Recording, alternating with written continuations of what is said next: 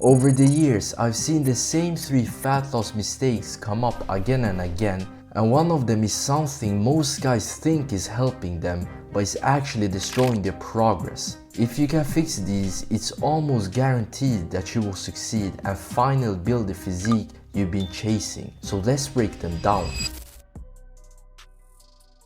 Most people think the secret to fat loss is simple. Just eat less and move around more. If you're not losing fat, just cut more calories, and if you're still stuck, just starve yourself. That logic makes sense, right? Less food equals more fat loss, but that's exactly where everything starts to go wrong.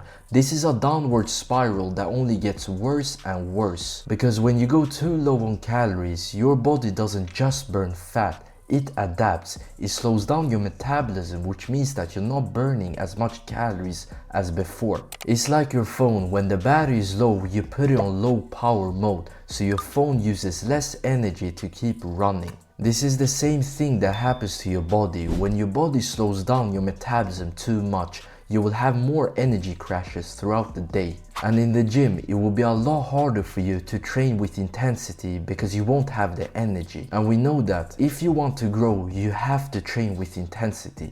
Even your hormones, especially your testosterone, will take a hit. You will just feel worse throughout the day. But the worst part is, your body will become so desperate for energy that it doesn't just use fat as energy source.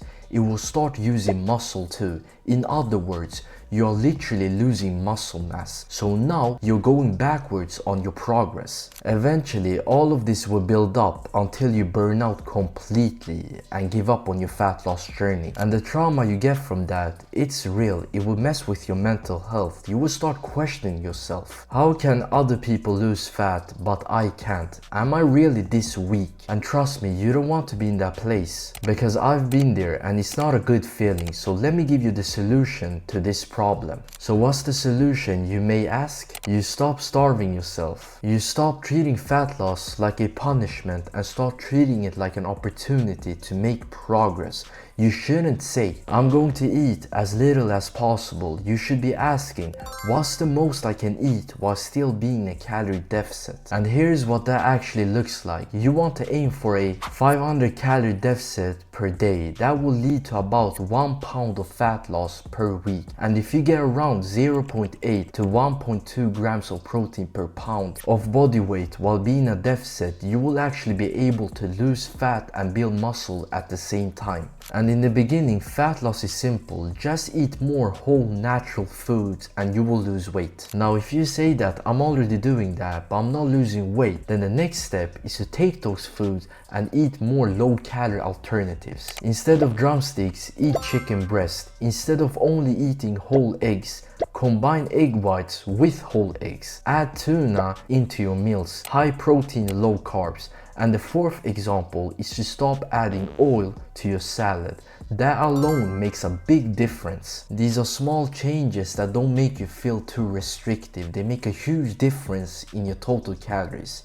This is the way to make your process way easier. Now let's say you made all of these changes and after a month nothing has changed. You're not leaner, the scale hasn't moved. That's when it's time to start tracking your calories. Because at this point, something's off and you're not going to figure it out by guessing. Now I know that a lot of guys don't want to count their calories, I get it. But this is one of those things that will benefit you hugely, short term and long term. So if progress has stalled, you need to start counting your calories. But even if you get your calories right, most guys fail because of the mistake they do when they can't take it anymore.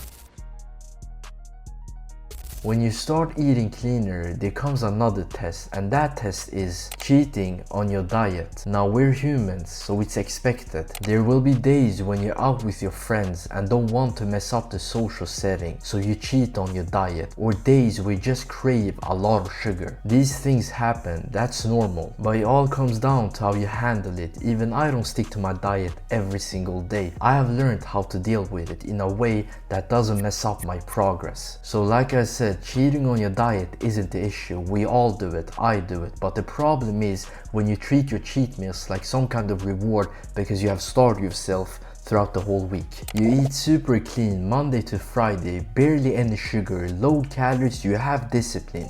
Then Saturday comes and you tell yourself, I deserve to eat junk food because I've been strict for 5 days straight. So you eat a little bit of junk food and you tell yourself, I might as well eat more, I've already done the damage. So you start binge eating and your whole diet has gone to hell. You have basically undone 5 days of progress in 24 hours because you binge ate. And the worst part is, a lot of people don't even realize this. This is what I call punishment reward loop. You restrict your diet too hard and feel proud of it and call it discipline.